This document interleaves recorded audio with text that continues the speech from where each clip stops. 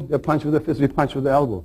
If I leave it here and I push my elbow in, you see, that the force comes from here. So we use 3 joints, our wrist, elbow, our shoulder. If you look at my shoulder, it's pulling even back.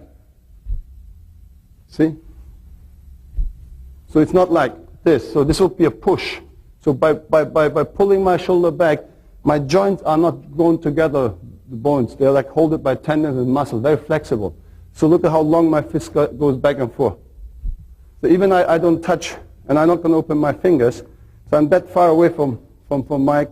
I will hit with the whole surface, the lower 3 bones, the whole fist. So I will still touch him.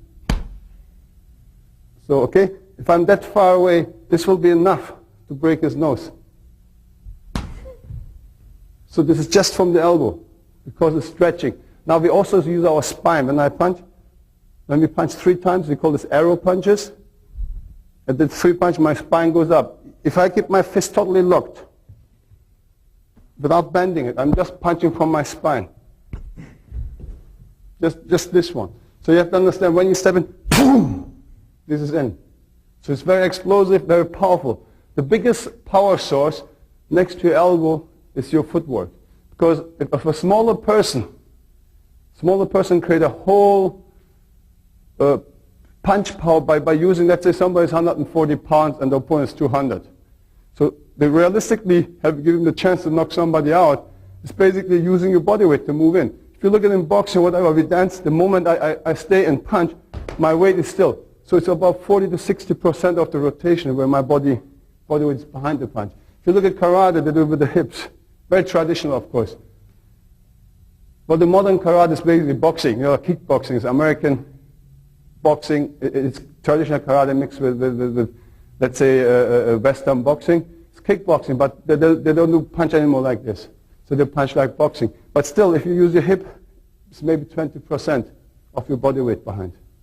So in Wing Chun, if you look where just Mike stands, look at my rear fit. So look where he says it's really 100% body weight, exactly where he used to stay.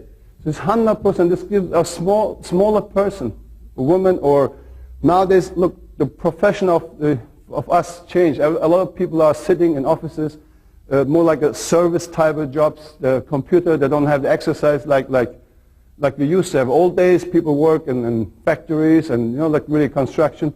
More and more people sit at homes and offices. So the physical thing changes, and people don't have the time, maybe 2 times a week, for an hour and a half, 2 hours to exercise. Because they have family, they have other hobbies, whatever, traffic. To get from home to your job takes you about 12 hours, 10 hours. If you work 8 hours, 1 hour lunch break, you need 1 hour ride. In LA, you need 2 hours ride with traffic. So you have to understand the whole thing. So people have maybe maximum 3 times a week, mostly twice. Because they have other things. They have girlfriends or whatever, girls have boyfriends, whatever. So we have to think all these things.